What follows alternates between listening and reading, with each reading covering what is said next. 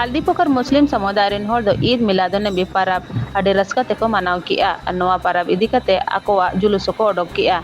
ईद मिलादुन्नबी पाराब दो मुसलमान समुदाय रेन हर को लगिद अडे लक्तियान पाराब कना। नवा पाराब रे आकोई लक्तियान अल्लाह मुचे दूत पेंगबर मोहम्मद जन्म माह को उयहरा। ईद मिलादुन्नबी ताक रे पोटका प्रखंड हालदीपुकर रे नवा दिन रे जतो मुसलमान आकवा जुलूस को ओडोका ओना सावते दुनिया रेन मुसलमान हो पेंगबर मोहम्मद जन्म माह उयहरते मिद जुलूस को ओडोका। मुसलमान समुदाय रेन हर दारायते ईद मिलादुन्नबी पाराब रेना जुलूस को ओडोक किया आर अमान जेन थुम आशीष को कोई किया।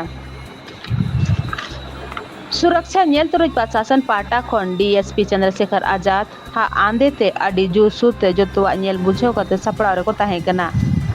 नोवा रे प्रशासन पाटा खन डीएसपी चंद्रशेखर आजाद इंस्पेक्टर इंद्रदेव राम क्वालियर पोटका थाना प्रभारी रंजित उरांव विनोद टुडू ओना सावते पुलिस फोर्स आर समुदाय रिनी अनवर अली मुमताज अंसारी कड़ू प्रधान मंजर हुसैन अबुल हयात सावते आयमा हर सेलेद को ताहे कना।